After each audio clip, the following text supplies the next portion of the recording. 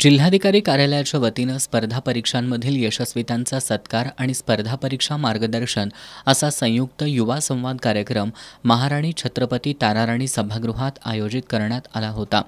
यावेळी जिल्हाधिकारी अमोल येडगे यांच्या हस्ते राज्यसेवा 2024 परीक्षेत यश मिळवलेल्या अपूर्वा पाटील, सायली भोसले आणि तेजस पाटील या तिघांना सन्मानित करण्यात आलं।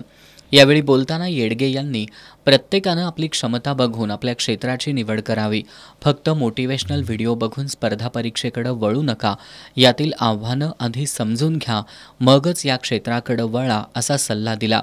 आपल्यातील उणीवांवर मात करून ध्येयनिश्चिती, स्वयंशिस्त, आत्मविश्वास, संयम आणि वेळेचं योग्य नियोजन केलं तर हमखास यश मिळतं। यापुढे प्रत्येक महिन्याच्या 3ऱ्या शुक्रवारी मोफत स्पर्धा परीक्षा मार्गदर्शन आयोजित केलं जाईल असं जिल्हाधिकारी येडगे यांनी सांगितलं। अपूर्वा पाटील यांनी आपला संघर्षमय प्रवास उलगडला। 5 वर्ष अपयश येऊन सुद्धा अभ्यासात सातत्य ठेवल्यानं यश प्राप्ती झाल्याचं त्यांनी सांगितलं। सायली भोसले यांनी आपलं संपूर्ण कुटुंब प्रशासकीय सेवेत आहे, हीच माझ्यासाठी प्रेरणा ठरल्याचं सांगितलं। आपल्या प्रयत्नात सातत्य ठेवा आणि येणाऱ्या आव्हानांना आनंदानं सामोरं जा असं आवाहन त्यांनी केलं। सतेज पाटील यांनी पहिल्याच प्रयत्नात यश मिळवल्याची यशोगाथा सर्वांपुढे मांडली।